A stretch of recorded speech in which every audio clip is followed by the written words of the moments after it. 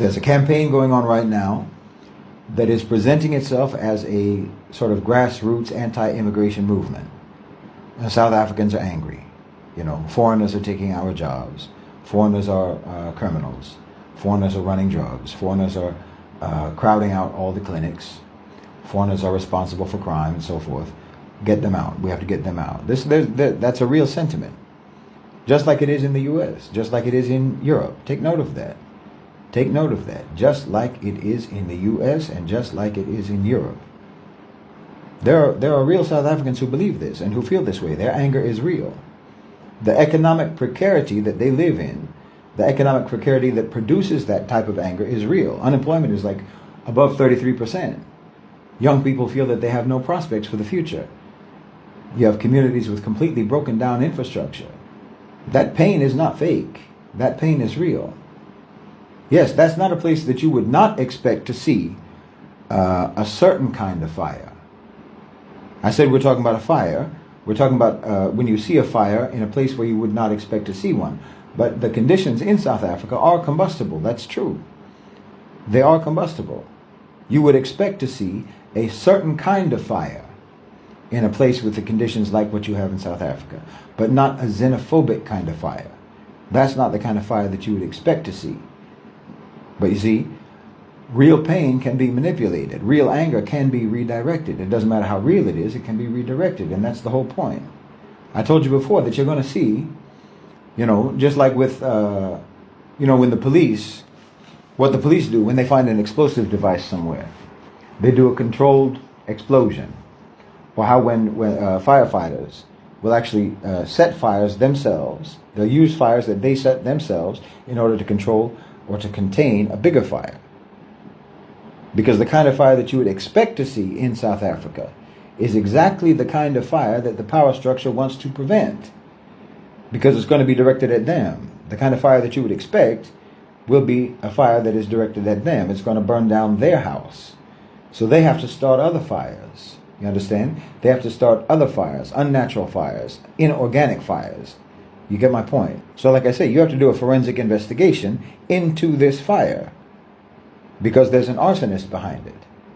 In South Africa, at the top, at the very top, the A National OCGFC class is operating through a set of instruments. They have AfriForum, which is a South African Afrikaner so-called civil rights organization. So-called civil rights organization, but in practical terms, it functions as a foreign lobbying operation. Their leadership has been making trips to Washington year after year after year, to think tanks, to conservative media, to congressional staff, to Tucker Carlson, to anyone who will listen, pushing that fairy tale narrative of white South African persecution, right? The land that they stole is being stolen from them. That there's a white genocide taking place in South Africa. I mean, the sheer audacity of the ludicrousness of that story is absolutely dumbfounding. But it doesn't need to be true. It doesn't even need to be believable to be useful. Then you have the National Endowment for Democracy, the NED. You should be familiar with them by now. That's a U.S. government-funded organization that has been described accurately as a regime change institution. It's a wing of the CIA, basically. They officially fund civil society organizations, NGOs, media outlets, opposition political parties, and so forth. In any country where the government is a government that the U.S. wants to either influence or topple or overthrow, right? They have a very long history in South Africa, going all the way back to the apartheid times. And they have maintained networks inside of South Africa ever since. They've been there for a very long time. That's where the so-called Democratic Alliance comes from. The DA, what I call the demonic alliance, because that's what they are. Then you have the Brenthurst Foundation. This was a Johannesburg think tank that was run by the Oppenheimer family, De Beers, Anglo-American, the diamond and mining dynasties in South Africa, and so forth. On their advisory board, you had the former chairman of the U.S. Joint Chiefs of Staff. On their advisory board, you had the former UK Chief of Defense. You had the former UK Foreign Secretary on their board. You even had the former president of Nigeria as a chair. They were producing surveys, they were doing polling data, electoral strategy, policy papers, and so forth for the South African opposition. They've been doing that for years. Their director is Greg Mills, and he was publishing analysis and co-writing books with figures from the DA or DA-aligned people, and he was showing up at every major forum where South Africa's political direction was being debated. Now that think tank just closed down last year in, I think, July 2025. Why did they close down? Because their job was done. You understand? And then below that, you have two layers of South African political organization. You have, like I say, the Demonic Alliance, the so-called Democratic Alliance, the DA. That's the main opposition party. Historically, they are the party of white South Africa. They're now, currently, they're performing a sort of racial diversity by putting black leadership figureheads in this position or that position, okay?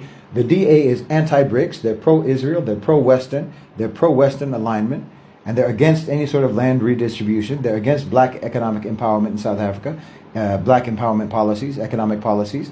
They're against the national health insurance. They sued to overturn the Expropriation Act within days of it passing. The DA, the Democratic, the Demonic Alliance, is, in very plain terms, the political vehicle for the colonial management class. That's not an insult, that's just the way it is. I mean, you'll notice how often any sort of accurate description of what they do instantly sounds like an insult, but it's not an insult, it's just accurate.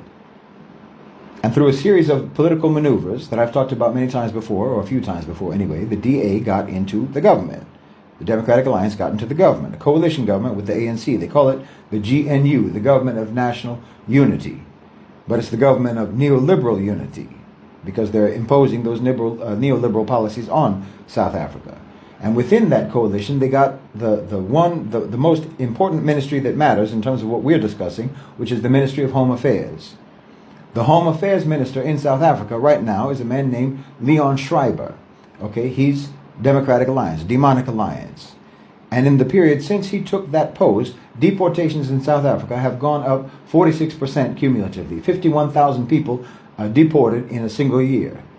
They've had more immigration enforcement operations in just a 9-month period than the previous administration, the previous government, conducted in 5 whole years. You understand?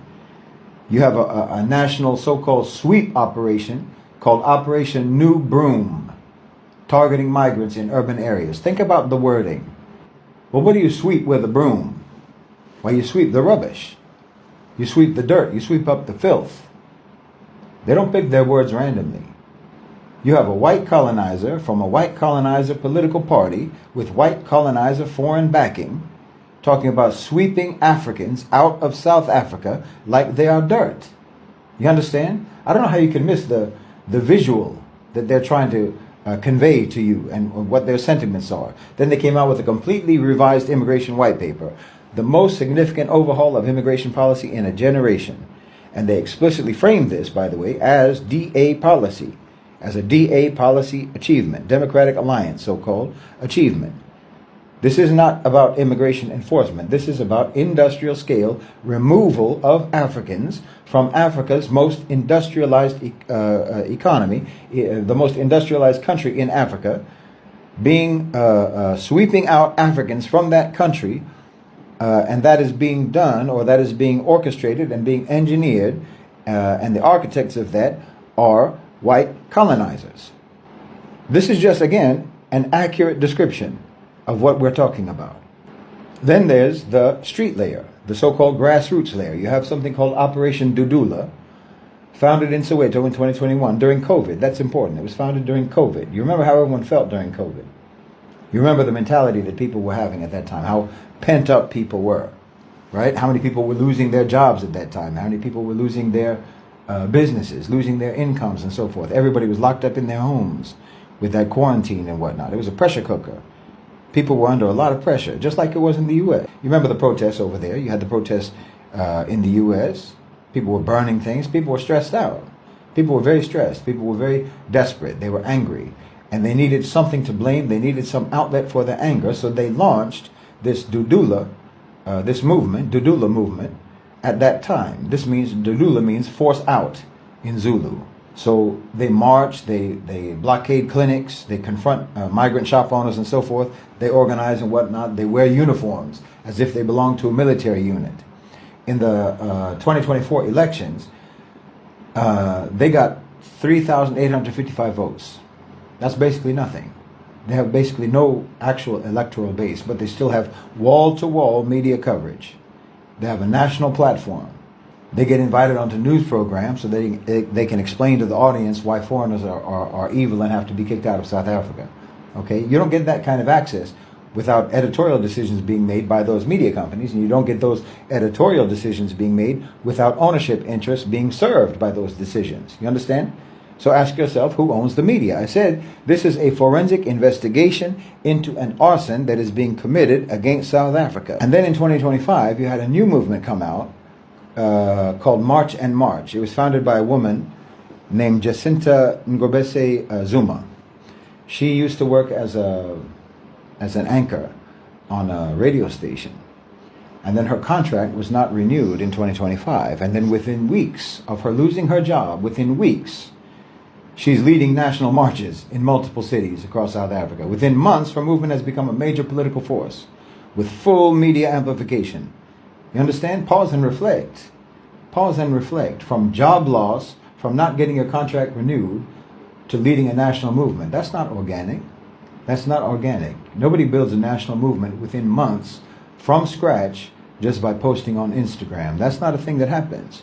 That's coordinated, that's organized, that has backing. Then you have something called the Patriotic Alliance, led by Gayton McKenzie, a former bank robber who built his whole political career on anti-immigrant populism, kind of like a Tommy Robinson type. And his slogan is Abahambe, which means they must leave. He said, this is a direct quote, if he sees a South African, a Zimbabwean, and a Mozambican, if he sees those three nationalities and their patients and they're on oxygen, and he sees a South African who is born and bred in South Africa, he will turn the oxygen off of all of the other patients so that the South African can live. This is a man who's now in the cabinet. He has a cabinet ministry position in the South African government. Imagine a thug like this, okay? So that's the machine, from the Oppenheimer family's think tank at the top, through AfriForum's Washington lobbying, through the NED, the National Endowment for Democracy, their backing, their civil society networks, their funding and so forth, through the DA's political vehicles, through the Patriotic Alliance's populist wing, through the Operation Dudula, through March and March, their street operations and so forth, all the way down to Leon Schreiber's deportation of 51,000 people a year, okay? This is one continuous chain. Every link performs a different function, but they're all attached to the same thing. They're all attached to the same thing. And that's the biggest irony, subhanAllah. That's the biggest irony. It's almost a parody.